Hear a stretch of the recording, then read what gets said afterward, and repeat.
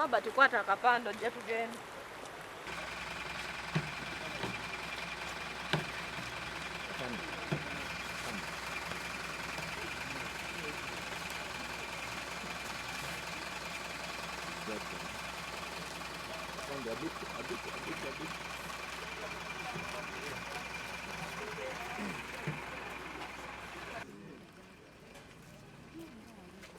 Eriki.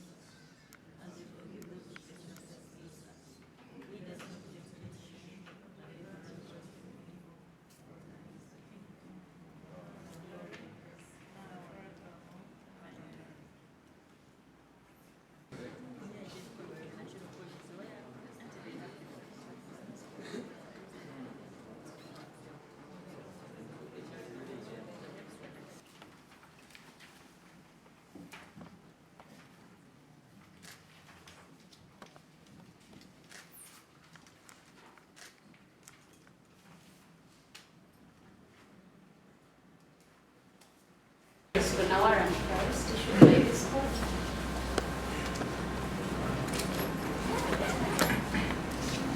My lord, the convict absconded on the 3rd of November 2024.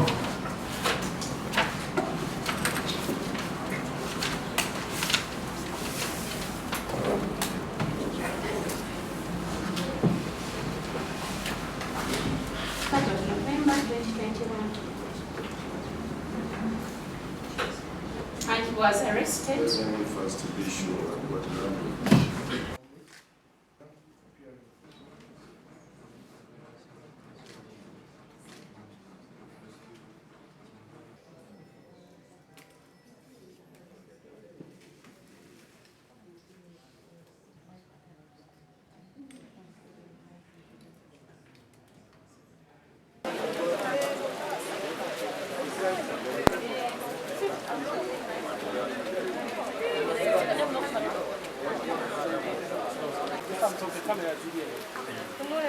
Tufunye final justice ng'omutemu eyatta omwana wange Desire Mirembe aweereddwa ekibonerezo ekyokusibwa mu nkomyo okumala emyaka 13. Tujja kwebaza bammwe ba media omulimu gwe mukoze emyaka 8 kitibwadde byangu omusango guluddewo ebbanga ddene naye mukoze omulimu gw'amaanyi nnyo okubeera ng'omusango guno gubadde mu flying light. Mbeebaza nnyo mwebale nnyo mwebale.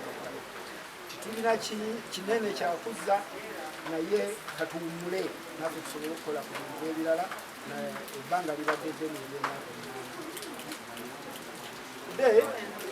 Today we have come to the conclusion of the case of Desire Mirembe, my daughter, who was murdered in the year 2015. Today the judge in Mukono has sentenced Matthew Kirabo for 30 years. Bangi chikola chiyakola kuti omwana omuwala e Kampala namuwa kalifomu namuvuga namuyisa ebbanda senta bweyogerere Mukono namusalako obulago kikyali kyangu kubanga taata yaza ajja kuvayo ng'alina emyaka 6 bwajja okutandika ate abana yes respectinga ensala y'omulamuzi at least Desire Mirembe gyali mu ttaka eyamutta ali mu kweyagala. Yes, I do find that the mitigating factors which have been laid before court move this particular sentence away from the death penalty because it has been shown that the convict is a first offender. It has also been shown that he is a father it has been also shown that he is currently